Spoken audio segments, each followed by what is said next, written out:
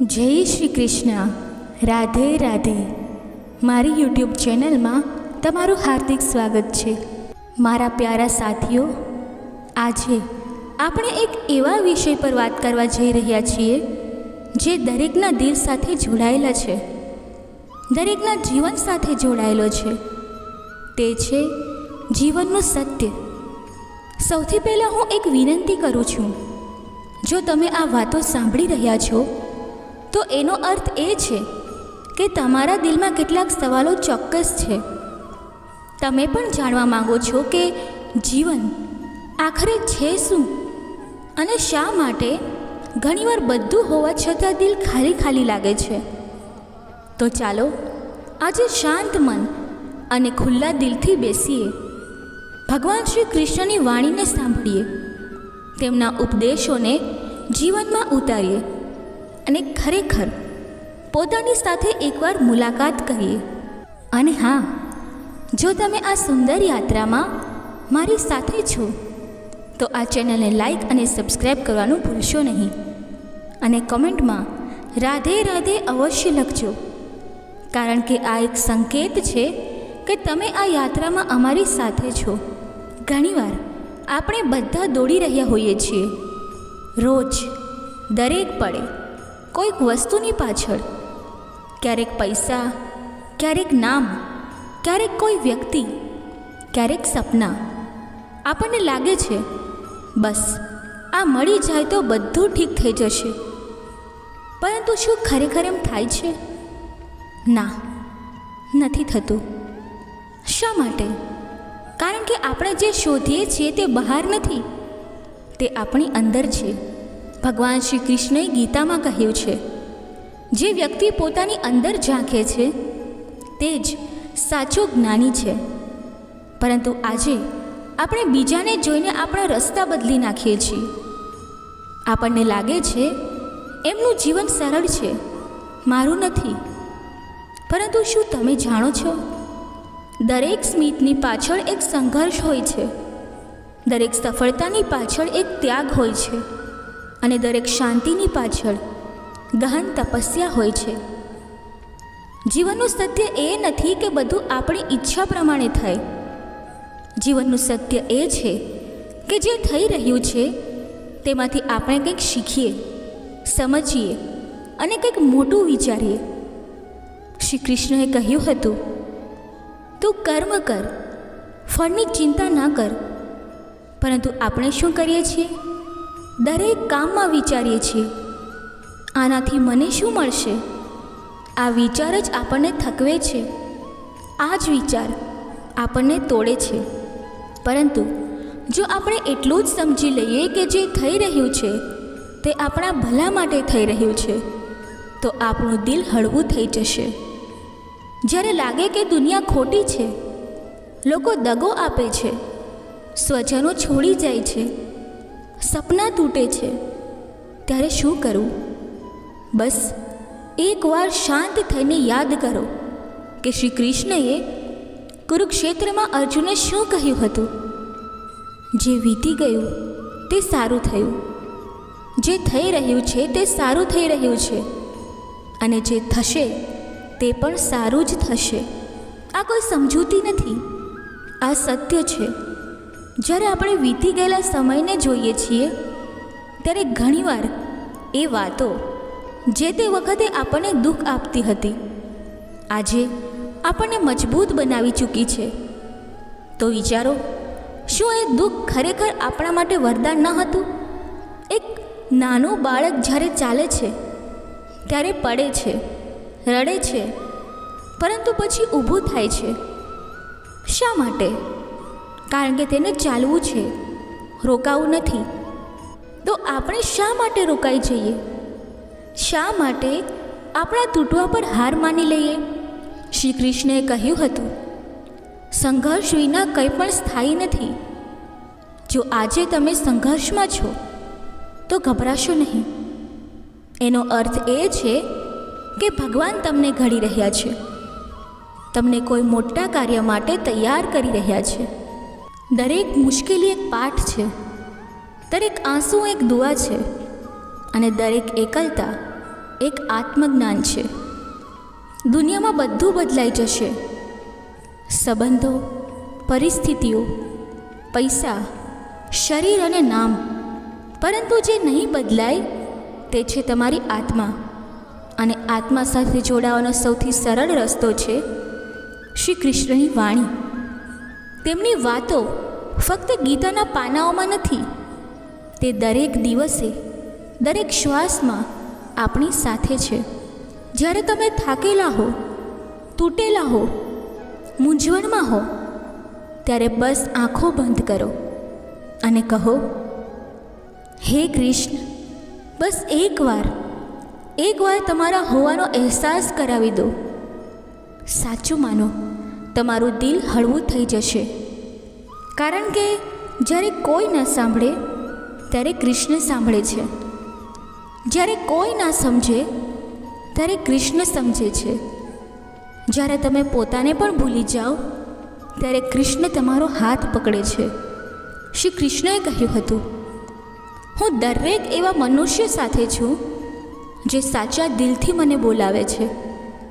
તો આજથી દરેક સવારે ઉઠીને કહો, કૃષ્ણ, તમે જ છો, એ જ મારા માટે પૂરતું છે. અને પછી જુઓ તમારી દુનિયા કેવી બદલાઈ જાય છે. એક સવાલ પોતાને પૂછો, જે વસ્તુઓ આજે તમને પરેશાન કરે છે, શું તે 5 વર્ષ પછી પણ એટલી જ મોટી લાગશે? નહીં ને? તો પછી આજે શા માટે એના કારણે તમારી શાંતિ ગુમાવો? આપણે વિચારીએ છીએ, જો આ ઠીક થઈ જાય તો હું ખુશ રહીશ. પરંતુ કૃષ્ણ કહે છે, પહેલાં ખુશ રહે, પછી બધું ઠીક થઈ જશે. આ જ જીવનનું સત્ય છે. ખુશી બહાર નથી, તે આપણા વિચારવાની રીતમાં છે. ક્યારે મંદિરમાં જઈને જોયું છે? કૃષ્ણ ત્યાં ચૂપચાપ બેસી રહે છે, હસતા હસતા. ના કોઈ ગુસ્સો, ના કોઈ ફરિયાદ, બસ એક શાંત સ્મિત. શા માટે? કારણ કે તેમને ખબર છે કે બધું ઠીક છે. જો ભગવાનને ભરોસો છે તો આપણને શા માટે નથી? જીવનને એક યાત્રા સમજો, જેમાં દરેક મોડ કંઈક શીખવે છે. ક્યારેક હસાવે છે, ક્યારેક રડાવે છે, ક્યારેક થોભાવે છે. આગળ વધીએ એ રસ્તા પર જ્યાં આપણે જીવનની એ ઉલઝનોની વાત કરીશું, જે રોજ આપણને થકવે છે, રોકે છે, તોડે છે. અને સમજીશું કે શ્રી કૃષ્ણએ આપણને એમાંથી બહાર કાઢવાનો કયો રસ્તો બતાવ્યો છે. ઘણીવાર આપણે બધું કરતા હોઈએ છીએ, બીજાને ખુશ રાખવાની કોશિશ, પોતાની ફરજો નિભાવવાની મહેનત, અને તેમ છતાં અંદરથી ખાલીપણું અનુભવાય છે. શા માટે? કારણ કે આપણે પોતાના દિલ સાથે વાત કરવાનું ભૂલી જઈએ છીએ. આપણે આપણી આત્માનો અવાજ સાંભળવાનું છોડી દઈએ છીએ. આપણે ફક્ત દુનિયાના અવાજોમાં ઉલઝી જઈએ છીએ. શ્રી કૃષ્ણએ કહ્યું હતું, જે પોતાને ઓળખી ગયો તેણે આખું વિશ્વ ઓળખી લીધું. પરંતુ આજે આપણે પોતાને જ નથી ઓળખતા. આપણે બીજાની વાહવાથી ખુશ થઈએ છીએ અને ટીકાથી તૂટી જઈએ છીએ. શા માટે? કારણ કે આપણી ખુશી અને આત્મસન્માનની ચાવી આપણે બીજાને આપી દીધી છે. જીવનનું સત્ય એ છે કે કોઈ તમારી આત્માને સ્પર્શી નથી શકતું જ્યાં સુધી તમે તેને મંજૂરી ના આપો. આજે જો કોઈ તમારી મહેનતને નથી ઓળખતું, તમારા પ્રેમને નથી સમજતું, તો રોકાશો નહીં. કારણ કે તમે જે કરો છો તે ફક્ત દુનિયા માટે નથી, તે તમારા માટે છે, ભગવાનની ઈચ્છા માટે છે. શ્રી કૃષ્ણએ કહ્યું, કર્મયોગી તે છે જે કોઈ અપેક્ષા વિના કામ કરે છે. તો ચાલો આપણે પણ એવા કર્મયોગી બનીએ. કામ કરતી વખતે ફક્ત કામમાં લાગી જાઓ, પ્રેમ આપો, સત્ય અપનાવો અને ફળની ચિંતા ના કરો. જ્યારે કામ સાચા દિલથી કરવામાં આવે ત્યારે ફળ આપોઆપ મળી જાય છે. આવો હવે એ સંબંધોની વાત કરીએ જે ક્યારેક આપણા જીવનનો આધાર હતા, પરંતુ સમય સાથે બદલાઈ ગયા. ઘણીવાર એ લોકો સૌથી વધુ દુઃખ આપે છે જેની પાસે આપણે સૌથી વધુ આશા રાખીએ છીએ. પરંતુ શ્રી કૃષ્ણએ એક ખૂબ સુંદર વાત કહી હતી, જ્યાં અપેક્ષા હોય ત્યાં મોહ હોય છે, અને જ્યાં મોહ હોય ત્યાં દુઃખ નિશ્ચિત છે. તેથી સંબંધો નિભાવો, પરંતુ બંધાશો નહીં. પ્રેમ કરો, પરંતુ પોતાને ગુમાવશો નહીં. કારણ કે જ્યારે આપણે પોતાની સાથે તૂટી જઈએ ત્યારે કોઈ બીજું આપણને જોડી નથી શકતું. જે સાથે છે તેનું સન્માન કરો, જે ચાલ્યા ગયા તેમને આશીર્વાદ આપો, અને જે તમારામાં છે તેને ઓળખો. શ્રી કૃષ્ણએ શીખવ્યું કે જ્યારે દુનિયા આપણને છોડી દે ત્યારે પોતાને પકડી લો. આ જ આત્મબળ છે, આ જ જીવનની શક્તિ છે. દરેક વ્યક્તિને ક્યારેક એકલતા અનુભવાય છે. કોઈ બતાવે છે, કોઈ છુપાવે છે, પરંતુ સત્ય તો એ છે કે દરેક આત્મા ક્યારેક સવાલ કરે છે, હું કોણ છું? અને એક ક્ષણે શરૂ થાય છે સૌથી સુંદર યાત્રા, પોતાની ખોજની યાત્રા. શ્રી કૃષ્ણ કહે છે, તું શરીર નથી, તું આત્મા છે, અમર, અજર, અસીમ. તો જ્યારે પણ તમે પોતાને નબળા અનુભવો ત્યારે યાદ રાખો કે તમે આ શરીરથી ઘણું વધારે છો. તમે એ શક્તિ છો જે ક્યારેક ખતમ નથી થઈ શકતી. જ્યારે દુઃખ આવે ત્યારે ડરશો નહીં, કારણ કે દુઃખ એ ફક્ત એક દરવાજો છે જેમાંથી પસાર થઈને આપણને આંતરિક શક્તિ મળે છે. શું તમે ક્યારે અનુભવ્યું છે જ્યારે આપણે ખૂબ દુઃખી હોઈએ ત્યારે આપણે ભગવાનને સૌથી સાચા દિલથી બોલાવીએ છીએ, અને ત્યારે એક અલગ શાંતિ આવે છે. એ શાંતિ બીજું કોઈ નથી, એ શ્રી કૃષ્ણ છે. તેઓ આવીને આપણા મનને સહેલાવે છે, આપણા આંસુઓને લૂછે છે અને કહે છે, ડરીશ નહીં, હું છું ને. કેટલી સુંદર વાત છે ને, હું છું ને. મનુષ્ય ઘણીવાર ચાલ્યો જાય છે, પરંતુ કૃષ્ણ ક્યારેય જતા નથી. તેમને બોલાવવા નથી પડતા, ફક્ત યાદ જ કરવું પડે છે. તો આજે વિચારો, શું તમે આ જીવનને એમ જ વ્યર્થ જવા દેશો? શું તમે પોતાને નાની નાની વાતોમાં ઉલઝાવી રાખશો, કે પછી આજથી એક નવી શરૂઆત કરશો? શ્રી કૃષ્ણએ કહ્યું, દરેક દિવસ એક નવો અવસર છે. વીતી ગયેલો ગઈકાલ ગયો, આવનારો આવતીકાલ અનિશ્ચિત છે, પરંતુ આજ તમારો છે. તો ચાલો આજથી જીવનને નવા નજરિયાથી જોઈએ. દરેક સવારે ઉઠીને ભગવાનનો આભાર માનો. દરેક રાતે સૂતા પહેલાં પોતાને પૂછો, શું મેં આજે મારા મનને શાંતિ આપી? જો ના આપી તો કોઈ વાંધો નથી.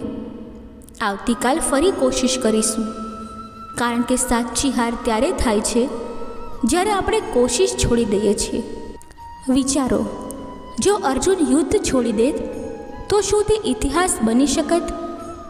જો તેણે પોતાના ડરને જીતવાને બદલે અપનાવી લીધું હોત તો શું એ ગીતા સાંભળી શકત? ના. તેથી જ્યારે જીવન તમારી સામે સવાલો મૂકે ત્યારે જવાબ ન આપો. બસ શ્રી કૃષ્ણને યાદ કરો, તેઓ તમારી અંદરથી જ જવાબ આપશે. અને યાદ રાખો, જે દિલમાં શ્રી કૃષ્ણ વસે છે ત્યાં ક્યારેય અંધકાર નથી હોતો. આ યાત્રાના અંતે હું ફક્ત એટલું જ કહીશ કે તમે અમૂલ્ય છો, તમે એકલા નથી. અને આ જીવન ફક્ત સંઘર્ષ નથી, આ એક અવસર છે પોતાને ઓળખવાનો, ભગવાન સાથે જોડાવાનો અને બીજાના જીવનમાં પ્રકાશ ફેલાવવાનો. તો આજે જો કોઈ તમને કહે કે તમે નબળા છો તો બસ હસી દો અને મનમાં કહો, મારી સાથે કૃષ્ણ છે, મને કોણ રોકી શકે? જો આ વાત તમારા દિલ સુધી પહોંચી હોય જો તમને થોડી પણ ક્ષણો માટે લાગ્યું હોય કે હા, જીવન જીવવા લાયક છે, તો કોમેન્ટમાં જય શ્રી રાધે કૃષ્ણ અવશ્ય લખજો અને આ વાતોને બધા સુધી પહોંચાડો જે આ સમયે પોતાની જાતથી, જીવનથી, પરિસ્થિતિઓથી થાકી ગયા છે. કારણ કે તમે નથી જાણતા, તમારું એક શેર કોઈનું જીવન બદલી શકે છે. ધન્યવાદ. જય શ્રી કૃષ્ણ. રાધે રાધે.